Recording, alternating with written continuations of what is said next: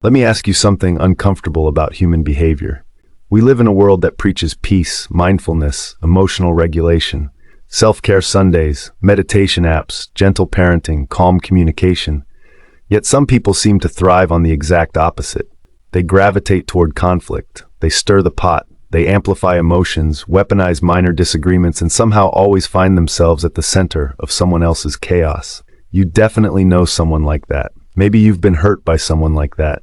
And here's the question nobody wants to ask out loud. Why?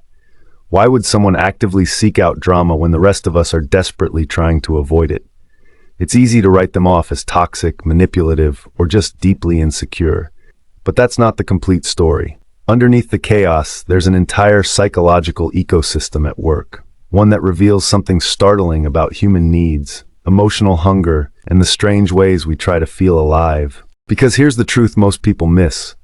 For some individuals, drama isn't disruption. It's fuel. It's not that they enjoy pain or conflict for its own sake.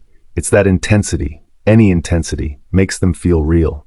Drama creates urgency. It demands attention. It transforms boring Tuesday afternoons into emotional battlegrounds where suddenly everything matters, where they matter. Psychologists have identified something fascinating about this. People who consistently create or involve themselves in interpersonal drama often exhibit what's called high sensation-seeking behavior. Their nervous systems are wired to need more stimulation than the average person. Calm feels like suffocation. Routine feels like death. So they manufacture stakes where none exist.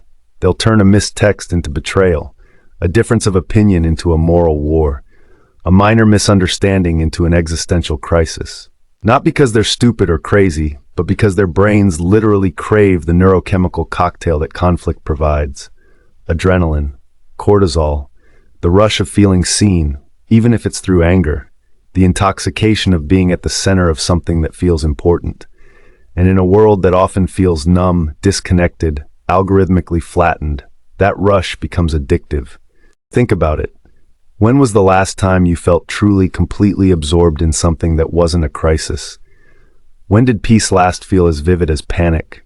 Drama offers what stability often can't, emotional intensity without ambiguity. You know exactly what you're feeling because you're feeling everything at once. But here's where it gets complicated. Not everyone who loves drama is consciously choosing it. Many are running a script they didn't write themselves. Maybe they grew up in households where love was always conditional, always volatile, where attention only came during fights, where the only time people were fully present was when something was exploding. So they learned early, chaos equals connection. Their brains formed neural pathways around a simple equation. If things are calm, you're alone. If things are explosive, you're loved. Even if that love hurts, even if it's toxic, at least it's something. This is what psychologists call trauma reenactment, the unconscious compulsion to recreate familiar patterns, even painful ones, because familiarity feels safer than the unknown. These individuals aren't stirring drama to be cruel. They're trying to recreate the only emotional temperature they understand. And when you realize that, it shifts things. Not excuses it, but explains it. There's another layer too. Drama provides something our modern world desperately lacks: narrative significance. We're living in an era of existential drift, jobs that don't fulfill us, relationships mediated through screens, lives that feel like endless loops of the same day. Where's the story in that? Where's the arc? But drama? Drama gives you plot. It gives you heroes and villains. It gives you stakes and climaxes and resolutions. Suddenly, you're not just scrolling through life. You're living a story, even if it's a destructive one. People who love drama are often people who feel invisible in their ordinary lives. They're not the loudest in the room. They're not naturally charismatic or successful or special. But when there's conflict, when there's gossip or betrayal or righteous anger, suddenly they have a role to play. They become the truth teller, the victim, the protector, the whistleblower, the one who tells it like it is. And that role, even if it costs them relationships, feels better than being background noise. But not all drama-seeking comes from trauma or boredom. Some of it is strategic, calculated. There are people who've learned that chaos is a form of control. If you keep everyone off balance, they can't organize against you. If you keep everyone emotional, they can't think clearly. If you keep the focus on interpersonal conflict, no one notices your own failures or manipulations. Drama becomes a smokescreen, a weapon, a way to avoid accountability by ensuring no one ever has stable ground to confront you from. These are the people who always have a new crisis that conveniently coincides with moments when they're about to face consequences, who always find a way to shift blame, who turn every confrontation into a performance where they're the misunderstood protagonist. They're not looking for resolution, they're looking for control. And drama, endless and exhausting, gives them exactly that. And here's what makes this so complicated. These patterns often coexist in the same person. Someone can simultaneously be a trauma survivor, craving connection, and a strategic manipulator, avoiding accountability. Human psychology doesn't fit into neat boxes, which is why judging people who love drama is both easy and useless, because judgment doesn't address the need underneath. It doesn't heal the wound. It doesn't break the pattern. What does? Often it's hitting a wall, a moment where the cost of drama finally outweighs the reward. When you've burned enough bridges, lost enough people, looked in the mirror and realized the chaos around you isn't coincidence, it's you. But that realization requires something most drama lovers lack, the ability to tolerate boredom, to sit with the discomfort of peace, to trust that you can matter without everything being on fire. And that's terrifying. Because what if you're only interesting when things are falling apart? What if people only care when you're in crisis? What if calm means you disappear?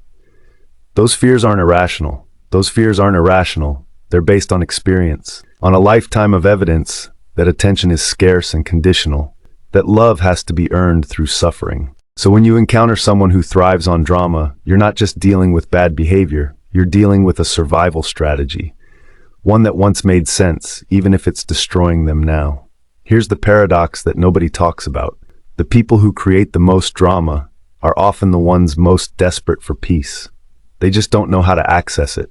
They've never learned that connection can be quiet, that love can be steady, that you can be seen without being loud. So they keep performing chaos because it's the only language they know. And society doesn't help. We claim to hate drama, but we consume it endlessly. Reality TV, online call-out culture, gossip columns, public meltdowns turned into entertainment.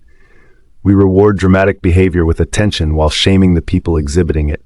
We create a culture that's addicted to conflict while pretending to value peace.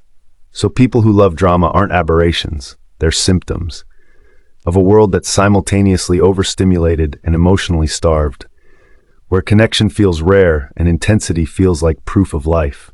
But here's what's possible. People can change. Neural pathways can be rewired. New patterns can be learned. It requires self-awareness, therapy, time, the willingness to sit with the uncomfortable truth that maybe you've been the problem, that maybe the chaos you blame on others is something you're actively creating. It requires learning to feel intensity through healthy means, through art, exercise, passion projects, meaningful work, through relationships built on trust rather than turbulence. It requires grieving the version of yourself that only knew how to connect through crisis, and building a new identity around presence rather than performance.